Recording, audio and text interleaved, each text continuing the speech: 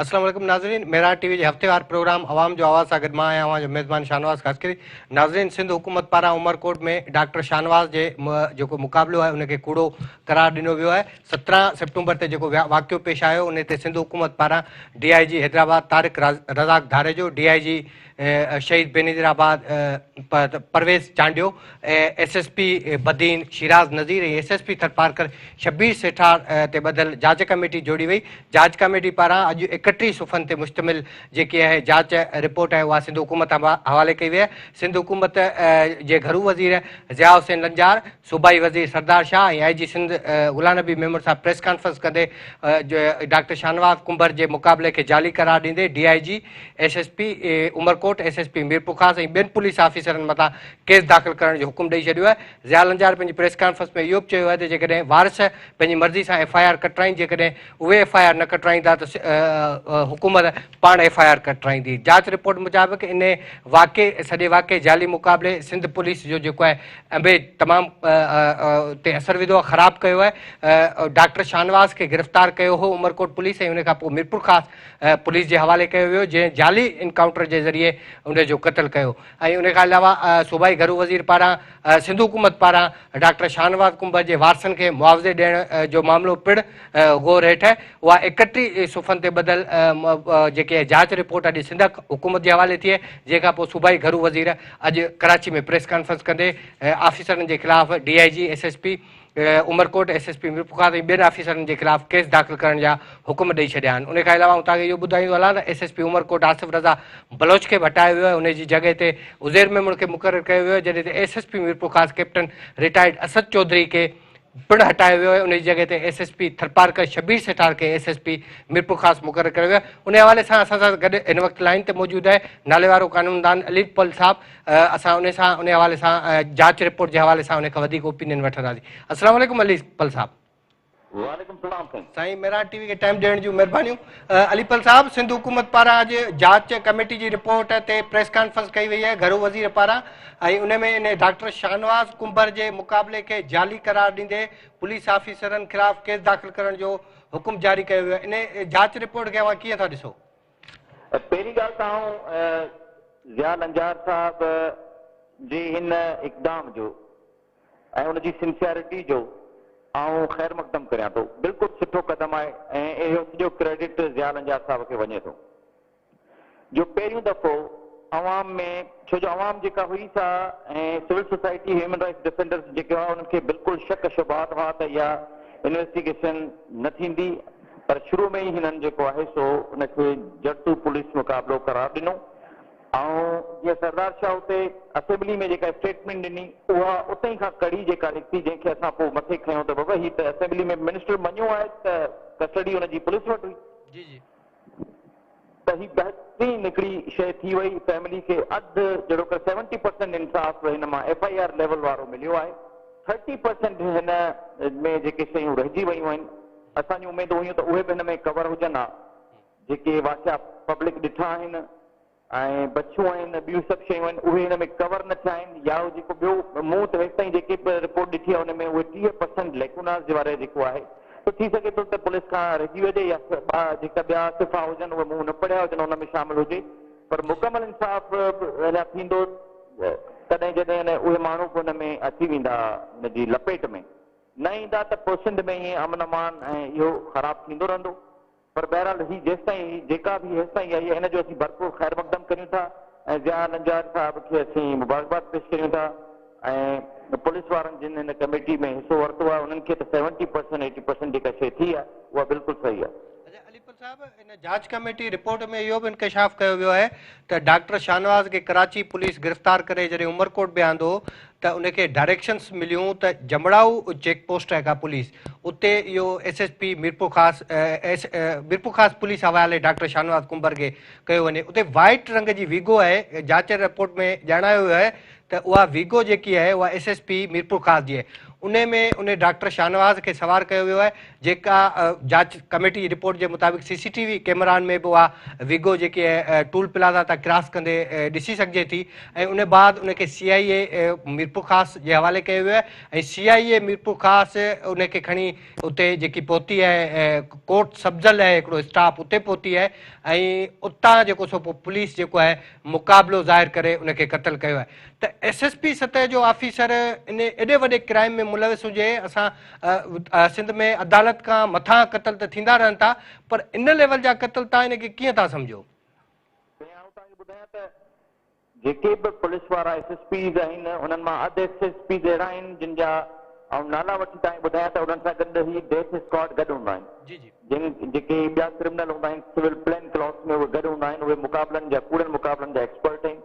सिंध हुकूमत खे ऐं IG पुलिस खे उन्हनि खे ॾिसणु घुरिजे, उहे हर पुलिस वारे सां गॾु 15-16 SSPs ऐं सुञाणा जेके पुलिस मुक़ाबलनि जे करे आहिनि। पर हाणे उन्हनि जो असां रेमेडी ॻोल्ही आहे त हाणे जिन इदारनि में उहे पढ़णु विया आहिनि असीं उन्हनि खे लिखंदासीं त फलाणो SSP जिन खे हीरो करे पेश कयो वञे थो उन्हनि जूं तव्हां वीज़ाऊं बि बंदि करियो ऐं उन्हनि जूं डिग्रियूं कैंसिल करियो ऐं एलमनाई लिस्ट मां उन्हनि खे कढो। अहिड़ा पुलिस मुक़ाबलनि वारा सागड़ में थिया आहिनि, हैदराबाद में थिया आहिनि, चांडीअ जो मुक़ाबिलो थियो हेॾा झोॾे ॾे, त पूरी सिंध मां उहा लिस्ट असां वटि पई आहे। इंशाअल्लाह ताला ही इंकरेजिंग आहे सिंध हुकूमत जो ही जेको इक़दाम थियो आहे, इन लाइ असीं एप्रिशिएट कयूं था त ॾाढो भलो आहे। ऐं अॻिते बि सिंध हुकूमत अहिड़नि अफ़सरनि खे पोस्टूं न ॾींदी ऐं हिन केस जी पोइवारी कंदी। हिन केस में रुगो FIR कटणु इंसाफ़ न आहे, FIR खां अॻिते जा किसा आहिनि, लीगल एड मुफ़्त में आहे, कंपनसेशन आहे ऐं बचियूं कयूं हुजनि जिन इन्हनि सभिनी खे हिननि दायरनि में आंदो वञे जिन सेलिब्रेशन कई आहे। अलीपल साहब, हाणे हिन सॼे मामले जी जांच कमेटी जी रिपोर्ट अची वई आहे। सिंध हुकूमत पारां वधीक जांच जेकी आहे उहो CTD जे हवाले करण जो ऐलान कयो वियो आहे। तव्हां छा था सम्झो त हाणे इनखे लीगली तरीक़े सां या वरी अदालती कमीशन जुड़े या जांच कमेटी मां तव्हां मुतमिन आहियो? साईं हाणे उहो त फ़ैसिलो असां वटि कुझु मटीरियल आहे जेको असीं सूमर जे ॾींहुं कोर्ट सगोरी में पेश करे असीं त जुडिशियल इंक्वायरी कंदासीं त जेका अञा शयूं रहिजी वयूं आहिनि उहे बि हिन में कवर थियनि। 30% शयूं रहियल आहिनि जेके उहे हिन में नाला सेलिब्रेशन ताईं मुक़ाबले खां बच खां वठी आख़िर सेलिब्रेशन ताईं 30% शयूं रहिजी वयूं आहिनि। पोइ पुलिस अफ़सरनि साहबनि छो छॾियूं आहिनि उनखे या जेका रिपोर्ट मुंहिंजे साम्हूं आहे उन में इहे न आहिनि, पर उहे बचनि जा बि नाला हुजनि घुरिजनि हा उहे असीं कोर्ट सगोरी में पेश करे उहे ॾेखारींदासीं सबूत त जुडिशियल इंक्वायरी ठहे थी त उहा 30% रहियल इंसाफ़ फैमिली खे मिलंदो। अच्छा सर, हिकिड़ो कस्टोडियन डेथ एक्ट 2022 आहे जंहिं ते जेके अहिड़े क़िस्म जेके पूरे पाकिस्तान में लागू आहे उन जी कॉम्पिटेंट अथॉरिटी इन्वेस्टिगेशन जी FI आहे, त तव्हां छा था सम्झो ही जेकॾहिं जांच FI जे हवाले कई वञे त इहो बहितर न थींदो वधीक? साईं जांच में कुझु जेके 30% आउं तव्हांखे ॿुधायां पियो रहिजी वियूं शयूं उहे अहिड़ियूं आहिनि जिन में पुलिस वेचारी न गिरंदी, छो जो 62 माण्हू ॿिया मामला आहिनि अहिड़ा ऐं उहा FIA बिल्कुलु करे सघे थी, पर असां सम्झूं था त हिकिड़ो को ईमानदार जज हूंदो उहो ई करे सघे थो, छो जो अहिड़नि माण्हुनि खां पुलिस लाराए थी, उहे इंफ्लुएंशियल माण्हू आहिनि, तंहिंजे करे FIA जी सुठी ॻाल्हि आहे पर FIA जो किरदारु हुजे सोशल मीडिया तां शयूं कढण में फलाननि में, पर असांजो फोकस जेको as a human rights defender आहे उहो मेन हिन ते आहे पंहिंजो जड़तू पुलिस मुक़ाबिलो एक्स्ट्रा जुडिशियल किलिंग ऐं उनखे कराइण में कंहिंजो हथ आहे छा आहे ही आहे उहा। सो असां हुन लाइ जुडिशियल इंक्वायरी जी अञा पंहिंजी डिमांड ते बीठा आहियूं ऐं सूमर जे ॾींहुं कोर्ट में पेश थींदासीं। मीरपुर ख़ासि वारी में केस खजंदो ॿुधबो, उन खां पोइ इंशाअल्लाह ताला असांखे त उमेद आहे। अच्छा, इहो केस जेको सिंध हुकूमत ऐलान कयो आहे त जेकॾहिं वारस दाख़िल कराइनि त ठीकु आहे, न त सिंध हुकूमत पाण दाख़िल कराईंदी, तव्हां छा था सम्झो त कहिड़ी सूरत में केस वधीक मज़बूत थींदो जंहिंमें इन सॼे मामले में मुलविस ऑफिसरनि खे सज़ा अची सघे ऐं उहे कानून जे कटेड़े में अची सघनि? साईं केस त जेकॾहिं रियासत दाख़िल करे थी ऐं उहे ऑफिसर को चङो ऑफिसर हुजे DSP लेवल जो उहो बीहे ऐं उनखे जेको शाहिद आहिनि जीअं सतार समूह आहे उहो हाणे विटनेस बि आहे हुन में, उहो बीहे पंहिंजी स्टेटमेंट ते उनखे प्रोटेक्शन ॾिनो वञे, सुभाणे पंहिंजी स्टेटमेंट तां फिरे त पोइ हुनजे ख़िलाफ़ कार्रवाई कई वञे। आउं सम्झां थो त हाणे इहा ॻाल्हि आउं हींअर फ़िलहाल मीडिया ते नथो चई सघां छो जो FIR अञा कची कोन्हे।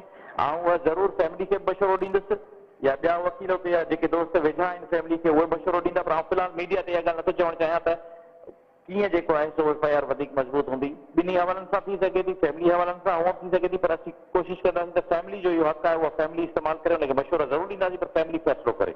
अच्छा, ह्यूमन राइट्स जी टीम अॼु बि उमर कोर्ट में आहे, तव्हां ह्यूमन राइट्स डिफेंडर बि आहियो ऐं तव्हां इन केस खे परसू कयो पिया। तव्हां जूं फैक्ट फाइंडिंग्स जेके जांच रिपोर्ट ऐं तव्हां जूं फैक्ट फाइंडिंग्स आहिनि उहे दुरुस्त मैच कनि थियूं पाण में, माना किथे सिंध पुलिस जांच में का बदनीयती त ज़ाहिर कोन थी थिए कंहिं इन सॼी जांच रिपोर्ट। सुठा ऑफिसर आहिनि, सभु चार ई पंज ई जेके ऑफिसर आहिनि सुठा ऑफिसर आहिनि, हिननि जो रेपुटेशन सुठी आहे।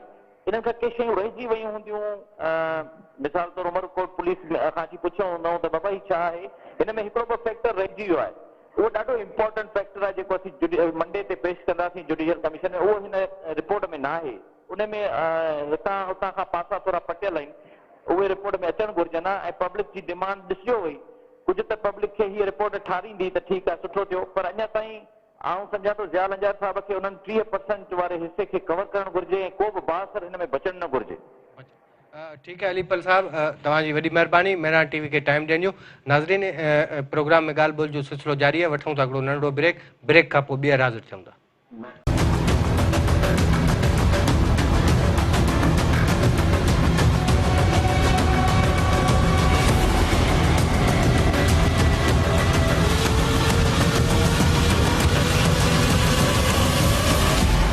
वेलकम बैक नाज़रीन प्रोग्राम में ॻाल्हि ॿोल जो सिलसिलो जारी है। उमरकोट वाक़े थे जंहिंखे सिंध हुकूमत पारां अॼु डॉक्टर शाहनवाज़ कुंबर जे मुक़ाबले खे जाली करार ॾींदे मुलविस ऑफिसरनि जे ख़िलाफ़ केस दाख़िल कराइण जो हुकुम जारी कयो आहे। उन सिलसिले में असां सां लाइन ते मौजूदु आहे यूथ एक्शन कमेटी जी चेयरपर्सन सिंधु नवाज़ गांगुरो, जंहिं उमरकोट वाक़े में इंतिहाई मुतहरिक किरदारु अदा कयो ऐं मुसलसल एहतजाज ऐं धरणनि में उते वेही रहंदी ऐं कल्ह बि हिकिड़ी वॾी रैली खे उन लीड कयो उमरकोट में। उन खां इन हवाले सां अस्सलाम वालेकुम सिंधु नवाज़। मेरा टीवी के टाइम ॾियण जूं महिरबानियूं। सिंधु नवाज़ साहिबा, अॼु सिंध हुकूमत तरफ़ां जेको सो जांच कमेटी जी रिपोर्ट खां पोइ घरू वज़ीर प्रेस कॉन्फ्रेंस कंदे डॉक्टर शाहनवाज़ कुंबर जे जेको आहे मुक़ाबले खे जाली करार ॾींदे मुलविस पुलिस ऑफिसरनि जे ख़िलाफ़ केस दाख़िल कराइण जो हुकुम ॾिनो आहे। अवां इन जांच रिपोर्ट खे कीअं था ॾिसो? अच्छा, पहिरीं सम्झां थी त जेको इहो अॼु ऐलान थियो आहे तो यकीनन त जेको उमरकोट में हज़ारे माण्हू उमरकोट में निकिता, उन्हनि जेको पंहिंजो जाती उन दरवाज़ खां पोइ जेको आहे ही अॼु जेको FIR जो ऑर्डर ॾिनो वियो आहे। पर आउं सम्झां थी त SSP ऐं DIG ऑफिसर उन्हनि ऑफिसरनि ते गॾु जेको मुख्य जवाबदार आहे किरदार जो उमरकोट जो माहौल ख़राब कयो उमर सरहंदी मुल्लो उमर सरहंदी जेको बार जेको आहे न सिर्फ़ु तेज़ स्पीचिस करे थो, भड़काए थो, कॾहिं ताईं अमर जल्दी जारी करे थो, हुनजे जी जेको आहे पंहिंजो उनते बि FIR थियणु घुरिजे, उनखे बि गिरफ़्तार करणु घुरिजे, छो त उहो बार बार उमरकोट जो माहौल ख़राब थो करे। 60% उमरकोट जी आबादी जेको आहे असांजा हिंदू भाइर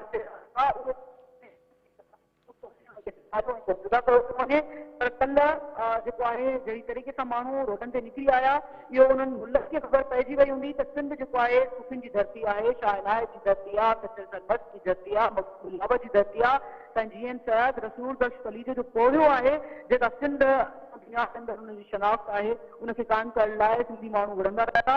पर जेका अॼु हिननि जी प्रेस कॉन्फ्रेंस आहे उन में आउं सम्झां थी उमर सरहंदी खे ते बि FIR कटी वञे ऐं ख़ासि करे पीपल्स पार्टी जो MNA उनखे बि जेको आहे हटायो वञे, छो त पीपल्स पार्टी मुकमल तरीक़े सां सम्झूं था MNA खे नथो हटायो वञे, पीपल्स पार्टी इन्वॉल्व आहे।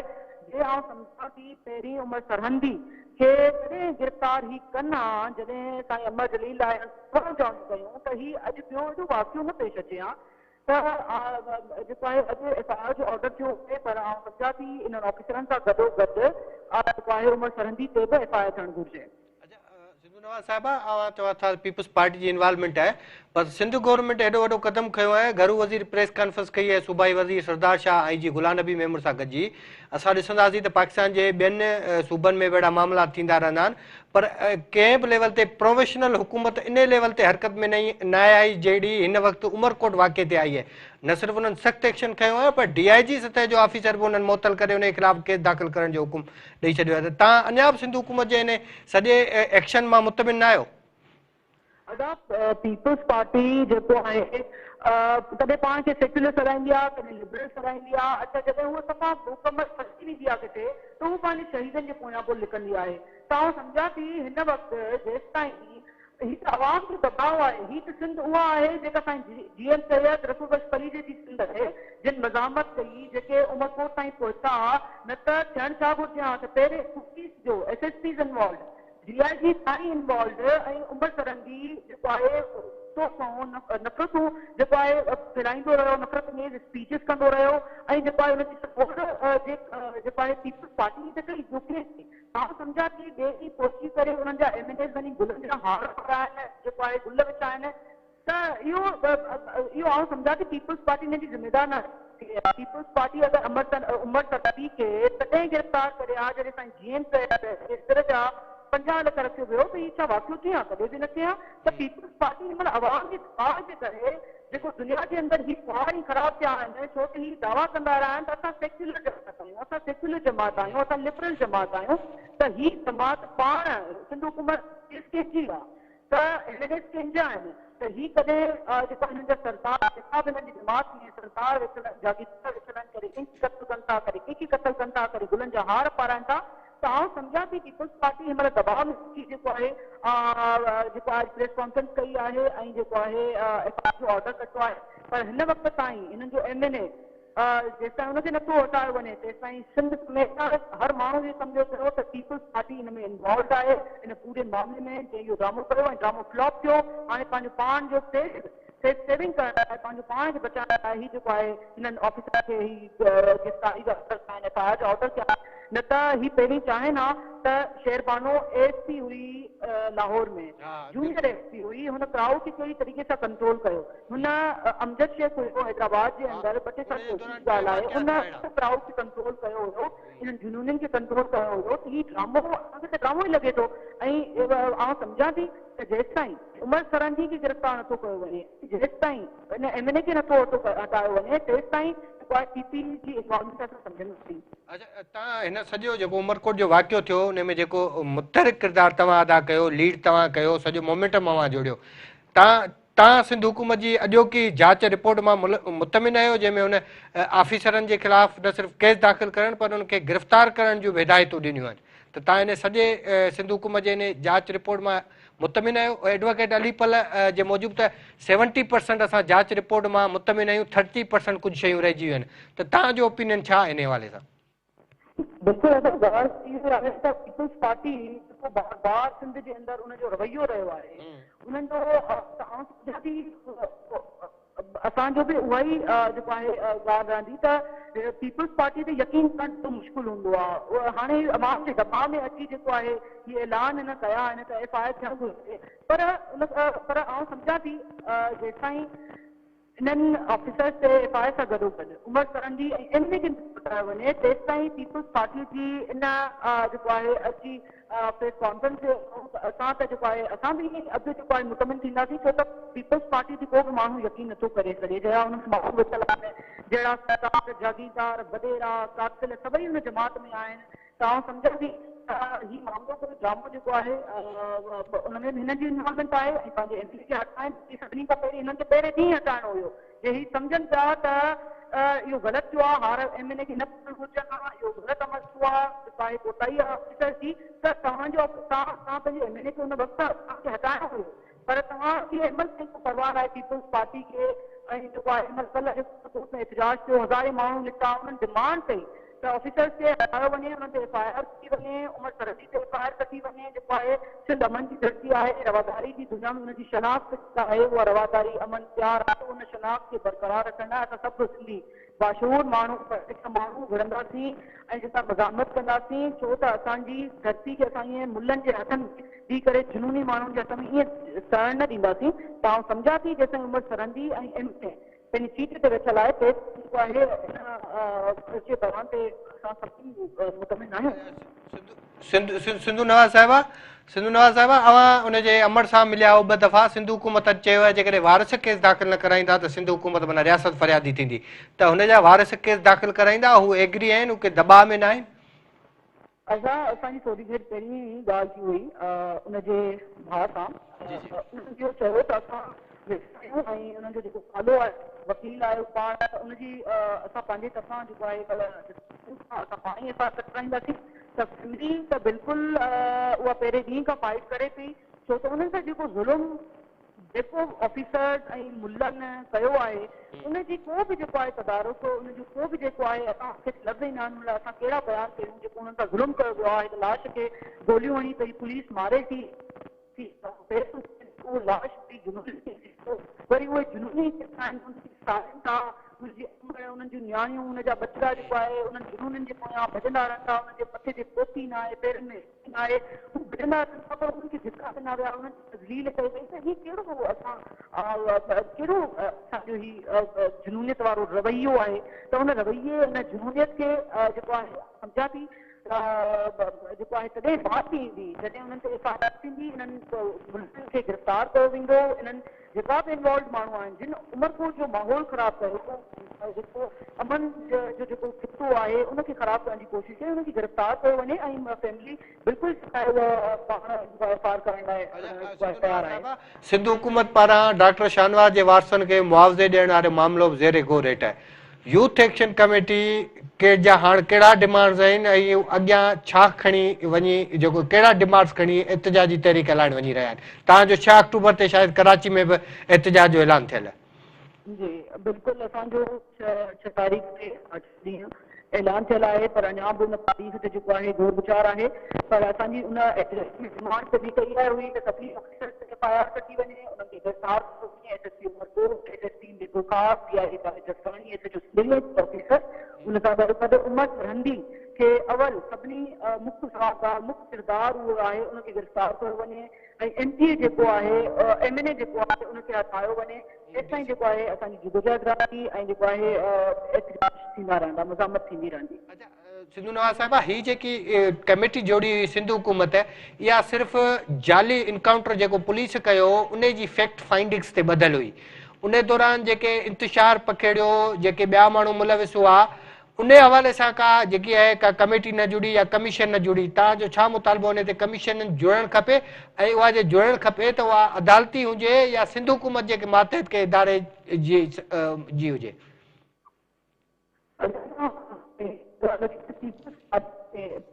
कंहिंखे बि यकीन कोन्हे छो जो हुननि जो जेको अमल उहे जेको आहे ॾाढा मायूस कुन ऐं जेको आहे रहिया आहिनि सम्झां थी जुडिशल इंक्वायरी घुरिजे ऐं उन्हनि सभिनी शिरपसंद मुल्हनि खे गिरफ़्तारी जे ताईं जुडिशल इंक्वायरी मामलो आहे हेॾो थी करे छॾींदा मामलो थींदो जेको माण्हू विसारे छॾींदा हिन दफ़े सिंध जेको आहे मज़ामत कंदी पंहिंजी शनाख़्त जे लाइ दुनिया सिंध जी शनाख़्त आहे रवादारी कंदी ऐं इहो जेको आहे जेसिताईं हिननि शिरपसंदनि खे जुनून खे मुल्हनि खे गिरफ़्तार नथो कयो वञे इन ऑफिसरनि सां गॾोगॾु तेसिताईं इहा मज़ामत थींदी ऐं जुडिशरी लाभ घुरिजे असां सम्झूं था तॾहिं जेको आहे इंसाफ़ थी सघंदो न सिर्फ़ु ॿ पार्टियुनि सां पर सिंध जी आवाम सां बि।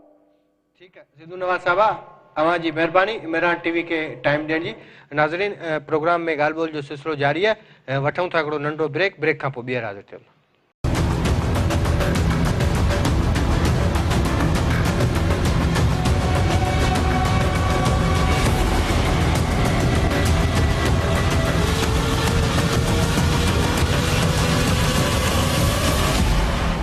वेलकम बैक नाज़रीन प्रोग्राम में ॻाल्हि ॿोल जो सिलसिलो जारी है नाले वारो लेखक नसीर मेमूर साहब असां सां लाइन ते मौजूद है। नसीर मेमूर साहब उमरकोट वाक़े ते सिंध हुकूमत पारां जेकी 2 DIGs ऐं 2 SSPs ते मुश्तमिल जांच कमेटी हुई उन पंहिंजी फैक्ट फाइंडिंग रिपोर्ट जारी करे छॾी आहे जंहिंखां पोइ घरू वज़ीर प्रेस कॉन्फ्रेंस कंदे DIG SSP उमरकोट मीरपुर ख़ास समेत जेकी पुलिस पार्टी जाली इनकाउंटर में मुलविस हुई उन्हनि ते केस दाख़िल करे गिरफ़्तार करण जूं हिदायतूं जारी कयूं आहिनि। इन सॼी जांच रिपोर्ट खे अवां कीअं था ॾिसो? महिरबानी अदा मां जेतोणीक ट्रेवल में हुअमि सॼी रिपोर्ट न ॾिठी आहे पर जेके हुन जा ग्लिम्पसिस साम्हूं आया आहिनि त मां सम्झां थो त इहा सॼी सिंध जे बाशौर माण्हुनि जी नेकनियत माण्हुनि जी ईमानदार माण्हुनि जी स्ट्रगल जो नतीजो जो ही मुक़ाबिलो जेको पहिरें ॾींहं खां पूरो जाली साफ़ नज़र पिया आहे पर हाणे पंहिंजे खाते जी का जेका जांच हुननि कराई आहे उन मां इहा शइ साबित थी वई। हाणे ज़रूरत हिन ॻाल्हि जी आहे त हुन खां अॻिते ते हाणे ॾिसो असां माॻीअ में जेकर नज़र विझूं त जॾहिं हिन क़िस्म जा केस थियनि था ऐं केस दाख़िल बि थिए थो उन खां पोइ हिकिड़ी ॿी वॾी गेम शुरू थिए थी, पोइ के ख़ासि धुरियुनि जो प्रेशर अचणु लॻे थो ऐं माइट ग़रीब मिसकीन आहिनि, पोइ उन्हनि जो केरु भरिजलो जेकर न हुजे या उनखे किथां न किथां प्रेशर पए थो पोइ हू जेको खून बहा जे माफ़ करे छॾण वारो इहो बि पास में असां ॾिठो आहे। इहा ख़बर न आहे त हिन में कहिड़ा कलम लॻंदा, उहे कलम इन क़िस्म जे अॻभराई खे रोकण जे लाइ दुरुस्त हूंदा, काफ़ी हूंदा या न, उन ते असांजे वकील या कानूनी माहिरनि जे दोस्तनि खे नज़र रखणु घुरिजे त हिकु बेगुनाह इंसान जो क़त्ल हाणे पुलिस जे पंहिंजे खाते मां पंहिंजे ई ऑफिसरनि जी दहशतगर्दी साबित थी आहे। दहशतगर्दी आहे न, तव्हां माण्हुनि खे जहिड़ो पकड़े मारे छॾियो, तो उन्हनि खे यकीनी बनाइजे त उन जा जेके कानूनी कलम लॻनि था, उनजी जेका FIR दाख़िल थिए थी उन में के अहिड़ा गैप्स न हुजनि जो सुभाणे उनजो फ़ाइदो वठी कुझु महीना या कुझु साल पोइ इहे सभु माण्हू ॿाहिरि मुछूं वटि घुमंदा वठनि। इहो यकीनी बनाइण जी ज़रूरत आहे। ॿी ॻाल्हि मां चवंदुसि त ख़ुदि रियासत खे सम्झणु घुरिजे, हुकूमत खे सम्झणु घुरिजे त ही अवाम खे टेरराइज़ करण जो बि त एक्ट आहे न, ही पब्लिक जे साम्हूं दहशतगर्दीअ जो बि एक्ट आहे न। सो सरकार खे परे लीगल दोस्त ॿुधाइनि त जेकर कंहिं सबब जे करे को प्रेशर पवनि ऐं माइटनि जे लाइ के तकलीफ़ूं थियनि त उनखे प्रोटेक्ट करे हुकूमत, ऐं ज़रूरत पए त हुकूमत पाण फरियादी थिए, उनजी ज़िम्मेवारी आहे। सो मां इन खां अॻिते ॿी हिकिड़ी ॻाल्हि अर्ज़ु कयां त हिकिड़ो त हुनखे मारियो वञे काउंटर में, पर हुनजा तफ़सील अचणु घुरिजनि त हिन सॼे केस में उहा तफ़सीली रिपोर्ट पढ़ी छा ॿिया बि जेके माण्हू मुलविस आहे, कहिड़नि खयो, कीअं खयो, किथां खणी आया, छो हैंड ओवर कयनि, उहे सभु माण्हुनि जा किरदार उन्हनि ते बि एक्शन थिए। जिन माण्हुनि उनखे वञी हार पाराया उहे भली कंहिं सरकारी पार्टीअ जा चङा मुड़ुस हुजनि या कंहिं खाते जा चङा मुड़ुस हुजनि या कंहिं इंसाफ़ पसंद गिरोहनि जा माण्हू हुजनि, उहे बि पार्टनर इन क्राइम आहिनि, उन्हनि ते बि कानून मुताबिक़ एक्शन थियणु घुरिजे। कंहिं बि ज़ालिम ऐं ज़ुल्म जे ज़ालिम जे साथारीअ सां का बि रिआयत न थियणु घुरिजे। नसीर मेमूर साहब, असां ॾिसंदा आहियूं त मुल्क जे ॿियनि हिसनि में बि अहिड़ा वाक़िया थींदा रहंदा आहिनि। कोचिया में बि हिकिड़ो वाक़ियो थियो, पर पुलिस एॾो वॾो या प्रोफेशनल हुकूमत एॾो वॾो तहरीक न खयो, पर सिंध हुकूमत हिकिड़े वॾे लेवल ते न सिर्फ़ु हाई ऑफिशियल इंक्वायरी कंडक्ट कई, पर DIG सतह जा ऑफिसर बि जेको आहे मुअतल कया ऐं उन्हनि जे मथां केस दाख़िल करण जो हुकुम ॾियो। त सिंध हुकूमत इन सॼे मामले में निहायत मुतहरिक नज़र आई, तव्हां इनखे कीअं था ॾिसो? जॾहिं इहो सानियो थियो ऐं इहो ऐलान कयो वियो त ही मुक़ाबले में जेको सो माण्हू मारिजी वियो ऐं पोइ जंहिं क़िस्म जी कहाणी पुलिस ठाहींदी आहे उहा कहाणी ठही रवायती तौर त सॼी सिंध में इमीडिएट रिएक्शन थियो। जेतोणीकि प्रेस खे दॿायो वियो, मीडिया उन तरह सां न पियो उनखे रिपोर्ट कयो। असांजो मज़र सां जेके तमामु वॾियूं सियासी तंज़ीमूं आहिनि जिन असां एतिराम रखूं था, उन्हनि जे दोस्तनि खे समाओ उहा हिमत न पई कई, पर सिंध जो आम माण्हू, लेखक, सिविल सोसाइटी, एक्टिविस्ट, उहो नेकनत माण्हू जेको सोसाइटी में इंतिहा पसंदीअ खे रद्द करणु चाहे थो, उन्हनि जेको भरपूर आवाज़ उथारियो ख़ासि तौर ते सोशल मीडिया जे थ्रू, उन जो नतीजो हो जो ख़ुदि सरकार खे बि सम्झ में आयो त हिन क़िस्म जे मुक़ाबले वारी ॻाल्हि खे हज़म कराए विकाए छॾण खाई वञणु सवलो न थींदो। तंहिं करे इहो हिकिड़ी अवामी शऊर ऐं रिएक्शन जो नतीजो हो जो हिकिड़ो प्रेशर पैदा थियो ऐं हुकूमत हुनजी इंक्वायरी जो हुकुम ॾिनो, जेका तरीक़े सां हुनखे एप्रिशिएट था कयूं त उन्हनि घटि में घटि महकमा थी जांच जो हुकुम ॾिनो। मां त ज़ाती तौर नराइजोसि त खातो बि सॼो इन वाक़े खां पोइ धुर बणियल आहे, इन जी जांच त अदालत खां थियणु घुरिजे, पर हलो हुननि पंहिंजे खाते खां कराई, वज़ीर साहिबनि फ्लोर ते बयान ॾिना, हुन हक़ीक़तूं आम रखियूं ऐं हाणे हुन जांच जा नतीजा साम्हूं अची विया आहिनि।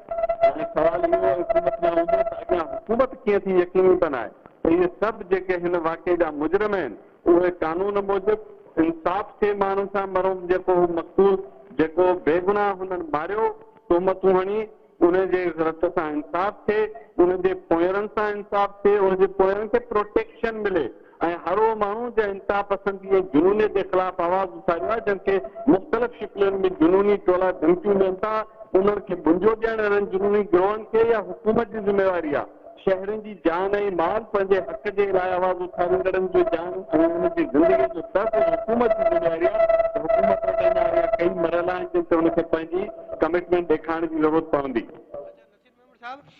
जेको आहे इन पहिरियां सिंध में पार्टियूं ऐलान कंदियूं, माण्हू इंतज़ार में हूंदा त का पार्टी ऐलान करे को मोमेंटम जुड़े, पर सिंध में हाणे पाण मुरादो जेके आहिनि सोशल एक्टिविस्ट या सरगर्म माण्हू, सिविल सोसाइटी या माण्हू न सिर्फ़ु निकिरी अचनि था रोडनि ते पर प्रोटेस्ट बि कनि था। इहो सिंध में पॉलिटिकल जेको आहे ढांचो उन जो कमज़ोर हुअण जी बि निशानदेही, उन सां गॾोगॾु माण्हू इहो बि सुवाल उथारीनि पिया त पीपल्स पार्टी जो हिकिड़ो MNA आहे, उहो पिणु उते जेको जाली इनकाउंटर में पुलिस एहलकार ऑफिसर मुलविस आहिनि उनखे हार पाराइण पहुतो, उन जे ख़िलाफ़ कार्रवाई थियणु खपे। मूं इन करे पहिरें सुवाल जे जवाब में चयो त जेके माण्हू डायरेक्ट ज़ुल्म कयो आहे ऐं जेके ज़ालिमनि जो साथारी पुठियूं टपींदड़, मुबारकूं ॾींदड़, शाबाशूं ॾींदड़, मुंहिंजे नज़र में सभु ॾोह जा ॾोहारी आहिनि। तंहिं करे पीपल्स पार्टी बहसियत पार्टी हाणे जॾहिं हुनजी पुलिस पंहिंजी साबित कयो आहे त पोइ इख़लाक़ियात जो मुज़ाहिरो कनि, जेको असां माज़ीअ में न ॾिठो आहे। असां नाज़िम वारे केस में बि न ॾिठो, जेको जोखे वारे केस में, त ही छा पीपल्स पार्टी वाकई हिकु पार्टीअ तौरु चवंदी त ही हिन माण्हू ज़ुल्म जी पुछबराई कई असांजे सफ़नि खां ॿाहिरि आहे, इहो पार्टीअ खां पुछाणो थियणु घुरिजे ऐं थींदो, सिंधिया माण्हू हिनखे नज़रअंदाज़ कोन पिया कनि। साॻी तरह तव्हां सियासी धुरियुनि जी ॻाल्हि कई, मूंखे जिन ॿिनि इदारनि जे लाइ मां मूंखे मायूसी थी हिन भेरे सॼी सिंध खे थी, मां रुॻो पंहिंजी ॻाल्हि नथो कयां, उहो असांजी कॉन्फ्रेंस पार्टियूं ख़ासि तौर ते लेफ्ट जूं पार्टियूं जेके पंहिंजो पार्लियामेंट खां ॿाहिरि आहिनि, जेके सदाईं सिंध जे इशूज़ ते आवाज़ उथारींदियूं आहिनि, जदोजहद कंदियूं आहिनि, असां हुनखे सदाईं एतिराम कंदा आहियूं। उन्हनि जी हिन मामले में अनफॉर्चुनेटली ख़ामोशी रही, कुझु आवाज़ उथिया पोइ थिया, अवामी तहरीक ॻाल्हायो, न्याज़ कालानी उते वियो, कुझु रियाज़ चंडी जूं स्टेटमेंट ॾिठियूं ऐं पोइ त ख़ैर बाद में कुझु न कुझु स्टेटमेंट खणे, पर सची ॻाल्हि आहे त मजमूई मोट उहा सगर न हुई जेका असां सियासी पार्टियुनि जी माज़ी में ॾिठी आहे। प्लस मां मज़रत सां असां अगेन ॿियो इदारो जंहिं लाइ मूंखे थोरो अफ़सोस थियो, उहा सिंधी मीडिया आहे जेका सदाईं सिंध जे इशूज़ ते पेर खोड़े बीहंदी आहे, ॻाल्हाईंदी आहे, इन्वेस्टिगेटिव रिपोर्ट साम्हूं आणींदी आहे, इन क़िस्म जे माण्हुनि खे एक्सपोज़ कंदी आहे, उन पोज़ीशन वठण में देरि कई। कुझु ॾींहं पहिरियां टे जेके क्रिटिकल ॾींहं आहे उन्हनि हुन तरह सां रिस्पॉन्ड न कयो। पर अगेन जेका तव्हां ॻाल्हि कई त सिंध त वॾी आहे न, ख़ुदि हिननि सभिनी ॻाल्हियुनि खे सम्झणो पवंदो त जेकर हू अवाम सां गॾु अवाम जे सॾ में सॾु न मिलाईंदा, उन्हनि ॻाल्हियुनि ते जेके जाइज़ ऐं हक़ी ॻाल्हियूं आहिनि, मां नाहक़ी ॻाल्हियुनि जी त ॻाल्हि नथो कयां, त पोइ ख़ुदि हुननि जी साख जेका अॻे ई क्वेश्चन मार्क में अचे थी उहा वधीक कमज़ोर थींदी, अवाम में हुननि जी क़बूलियत जो ग्राफ हेठि वेंदो, हू पाण खे कमज़ोर कंदा, वधीक मज़बूत कोन कंदा। तो इन रविश ते नज़रसानी थियणु घुरिजे, नए सोच थियणु घुरिजे, पार्टियुनि खे बि सोचणो पवंदो, मीडिया खे बि हिन मामले ते हिन मां सबक़ हासिल करणु घुरिजे, असां सभिनी खे हिन मां सिखणु घुरिजे।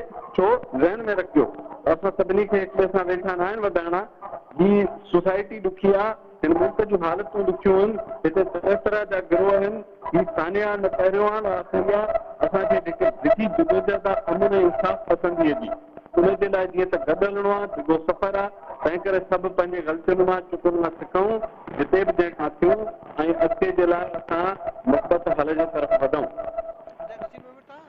छा था सम्झो त हीअ जेकी जांच कमेटी आहे उन खां पोइ जेकॾहिं FIR बि हिननि ऑफिसरनि ख़िलाफ़ दाख़िल थी वञे त इहे ऑफिसर रिवायती तरीक़े सां हिन जांचुनि मां जा थी ॿीहर उहिदनि ते हूंदा या इन्हनि जे ख़िलाफ़ वाकई सिंध हुकूमत का संजीदा कार्रवाई कंदी, का सीरियस कार्रवाई कंदी, या सिंध जी सिविल सोसाइटी ऐं वारसनि खे इन्हनि खे जेको आहे कानूनी तौर ते कटड़े में आणण लाइ जदोजहद करणु खपे?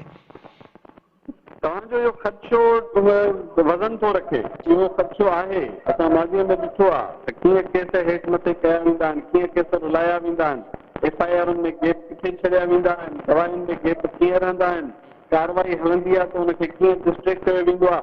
हुन में मां गुज़ारिश कंदुसि उहे दोस्त जेके कानून जे शोबे सां तालुक़ रखनि था, वकालत खे सम्झनि था ऐं हिन मामले में कीअं शिरकतालियूं थियूं हुनजी सम्झ रखनि था, उहे रहनुमाई कनि, पोयरनि जे वारसनि जी कनि, सॼी सिंध जी बि कनि, इन शइ खे यकीनी उहे दोस्त बनाए सघनि था त उहा लीगली जेका FIR आहे उहा ठीकु आहे, उहा वाकई इंसाफ़ न खणी ईंदी या उते ई गड़बड़ थी थिए या अॻियनि करण मरलनि ते गड़बड़ जी कोशिशि थी थिए, उनखे वाक़ो करणु, उन ते मोबिलाइज़ेशन करणु, उन ते आवाज़ उथारणु, इहा इन मरहला रहनि था, इनखे मुसलसिल नज़र में रखणो पवंदो। ही शइ ते ख़तमु न थी आहे, हिकिड़ो ॾाको अॻिते वधी आहे। नसीर मेमण साहब, हाणे हिकिड़ो इहो सुवाल आहे त हाणे सिंध जे माण्हुनि खे वधीक छा करणु खपे?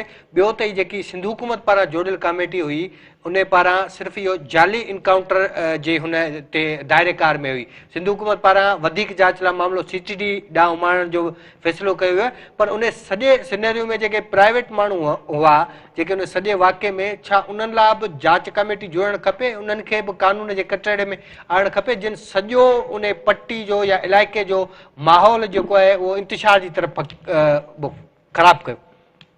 यकीनन उहे माण्हू जिन इन क़त्ल ते शादमाना पे कया, जिन इनखे जाइज़ पे करार ॾिनो, जिन ते मुबारकूं पे ॾिनियूं, जिन एहतजाज कंदड़नि खे थ्रेट पे ॾिना, जिन माण्हुनि लाश वञी साड़ियो, जिन हुनजे फैमिलीअ ते दबाव विधा, इहे सभु साथारी आहिनि मुख़्तलिफ़ शिकिलुनि में मुख़्तलिफ़ सतह ते। सो मुंहिंजो ख़्यालु आहे त जाच जो दाइरो अञा वधणु घुरिजे ऐं को ही पहिरियों वाक़ियो न आहे। हिन सां ॾिसिजे त इहा सॼी नौबत छो थी पेश अचे। इहो सॼो कीअं थो मुमकिन थिए त माण्हू ज़बरदस्ती कंहिंखे तोहमत भणी सघनि, मारे बि सघनि, आजा थी घुमंदा बि वतन, ॾका बि पखेड़नि, के सुवाल पुछे त हुनखे धमकाइनि। त इन सॼे मामले जे बिगर स्पेक्ट्रम ते ॾिसण जी ज़रूरत आहे ऐं सरकार करे न करे मुंहिंजो ख़्यालु आहे सिंध जी सिविल सोसाइटी जेका ही विक वधाई आहे, सिंध जी सियासी पार्टियुनि खे सोचणु घुरिजे, उन आवाज़ में अॻियां वधनि। अञा बि वक़्तु हथां न वियो आहे, हिन मां सिखनि ऐं ही जेके मुस्तक़बिल जा मरहला आहिनि ऐं ॿिया जेके हिन ज़ुल्म जा साथारी आहिनि, उन्हनि सभिनी खे कानून जे कटड़े ताईं आणनि। समाज जे हिन रिएक्शन खे ही अर्ज़ कयो त ही पहिरियां या आख़िरी कान्या कोन्हनि, उनखे का शिकिल ॾियनि, उनखे अॻिते वधी वञनि। इहा हिकु डिघी जदोजहद आहे, इहे मरहला रहनि था, इहे मरहला अञा तइ थींदा। तव्हां छा था सम्झो त सिंधी समाज माज़ी जीअं भरपूर रिएक्ट कयो आहे, जीअं बूरेबिल जो वाक़ियो असां ॾिठो या कहिड़ा इहा ॿिया वाक़िया थिया, त सिंधी समाज पाकिस्तान जे ॿियनि इलाइक़नि जी भेट में वधीक रिएक्ट ऐं मज़बूत जेको आहे रिज़िस्ट कयो आहे अहिड़ी एक्सट्रीमिस्ट क़ुवतनि जे ख़िलाफ़? तव्हांजी ॻाल्हि सां मां मुतफ़िक़ आहियां। सिंध में हिकिड़ी ख़ूबी इहा रही त जेके असांजा सियासी रहनुमा हुआ, जेके वॾा हिकिड़ी जनरेशन हुई, साईं जेम्स सैयद, रसूल बख्श पली जो, जाम साकी, इब्राहिम जोयो साहब ऐं अब्दुल्ला दावीसर साहब ऐं ॿिया केतिरा ई नाला, मां रहिजी न वञे, मौलाना अज़ीज़ुल्लाह जोयो साहब ऐं केतिरा ॿिया घणा नाला जिन सिंधी क़ौम जे बुनियादी सोच खे इहा डायरेक्शन ॾिनी त अक़ीदो हर कंहिंजो एतिराम लाइक़ु आहे, अक़ीदो बंदे ऐं ख़ुदा जे विच जो मामिलो आहे। अक़ीदे जे नाले ते इंसाननि खे ईज़ाइण, समाज खे हिसाइण, माण्हुनि जूं ज़िंदगियूं वठण जो अख़्तियार मज़हब मौजूदु बि कंहिं वटि कोन्हे को। तो इहा सॼी जेका तरबियत थी इंतिहा पसंदीअ खे सिंध रद्द कयो। जॾहिं हिते इंतिहा पसंद ऐं जुनून जो राज हुयो, जॾहिं हुननि पाड़ियारनि मुल्कनि में वॾा पंहिंजे इंतिहाब जूं दावाऊं पे कयूं, रियासत उन्हनि खे गॾु बीठी, रियासत उन्हनि खे मुसले पे कयो, उन्हनि खे ओपनली सपोर्ट पे कयो, तॾहिं बि सिंध जा माण्हू इहो चयो पिए ऐं ॿियनि सूबनि जा बि जेके प्रोग्रेसिव माण्हू आहिनि, ॿियूं ॿोलियूं ॻाल्हाईंदड़, उन्हनि जुनून खे रद्द कयो। 50s में साईं जीएम सद वियाना कॉन्फ्रेंस में अंग्रेज़नि खे मुखातिब थी चयो त तव्हां जेका पंहिंजे सियासी मफ़ादनि लाइ हिन ख़िते में मज़हब जो इस्तेमालु कयो था, कॾहिं इहा बाहि भड़को खणींदी, तव्हांजा घर बि साड़ींदी। इहो विजन हो असांजे उन्हनि विजनरी सीनियर सियासी लीडर्स जो, जंहिंजे नतीजे में जेका सिंध जी सॼी राइट्स जी मूवमेंट हुई, उहा न रुगो सिंध जे हक़नि जी मूवमेंट हुई, पर उहा प्रोग्रेसिव हुई, उहा इंसानी क़दरनि ते बीठल हुई, उहा सिंध जे अमन ऐं इंसाफ़ जे तहज़ीबी विरसे जी नुमाइंदा हुई। उन जुनूनियत जे कंहिं बि शिकिल खे रद्द पे कयो। त मुंहिंजे ख़्याल में जो नतीजो आहे जो अॼु ताईं उहा लहर नज़र अचे थी। तव्हांखे सिंध में हिन सॼी जदोजहद में सभई किरदार नज़र आया ऐं हिकु ॿिनि जो क्रेडिट कोन्हे, हिकिड़ी प्योर अवामी जदोजहद हुई। उहो शहर जिते इहो अन्याय थियो, जंहिंजी पुलिस इहो ज़ुल्म कयो, तव्हां ॾिसो त हुते हज़ारे माण्हू इकठा थियनि था इंतिहा पसंदी जुनूनियत खे ऐं सरकार जे नाले ते दहशतगर्दी कंदड़नि खे, मज़हब जे ग़लति तशरीहुनि इस्तेमाल जे नाले ते माण्हुनि खे हिसाईंदड़नि जे नाले ते उन्हनि सभिनी खे रद्द कयो। इहो सॼो शऊर आहे जेको दहाकनि जी जदोजहद में फिक्री पोरे जे माण्हुनि जो तसलसल आहे। मूंखे यकीन आहे त इहो तसलसल जारी रहंदो। इहो सिंध जी सघ आहे ॿियनि सूबनि लाइ, पाकिस्तान जे अंदरि, पाकिस्तान खां ॿाहिरि सिंध जो ॾाढ ऊचो थियो आहे हिन जदोजहद मां। कंहिंखे बि ख़ौफ़ज़दा हिसाइण जी ज़रूरत कान्हे। ज़िंदगी हिकु भेरो ई मिले थी, वॾनि उसूलनि ऐं वॾनि मक़सदनि लाइ जीजे। कंहिंखे ताक़त न हुजणु घुरिजे जो बंदूक जे ज़ोर ते समाज जे मथां फ़ैसिला मड़े, भली कंहिं सियासी नज़रिये जे नाले ते मड़े, असां हुनजी बि मुखालफ़त कंदासीं। भली कंहिं इक़्तिदार जे नाले ते मड़े, भली कंहिं अक़ीदे जे नाले ते मड़े, कंहिं इहा इजाज़त न हुजणु घुरिजे। नसीर मेमण साहब, मेराट टीवी के टाइम ॾियण जूं महिरबानियूं। नाज़रीन, सिंध हुकूमत पारां जाली इनकाउंटर में मुलविस पुलिस एहलकारनि जे ख़िलाफ़ केस दाख़िल करण ऐं उन्हनि खे गिरफ़्तार करण ॾाढो ख़ुशाईंदा आहे ऐं इन सां गॾु इन सां मुस्तक़बिल में जेके अदालत खां मथां क़तलनि या जाली मुक़ाबला आहिनि उन्हनि खे बुंजो अची सघे थो। इन सां गॾु प्रोग्राम में ॾींदा इजाज़त। अॻे हफ़्ते वरी कंहिं नए मौज़ू सां मिलंदासीं। तेसिताईं अल्लाह हाफ़िज़।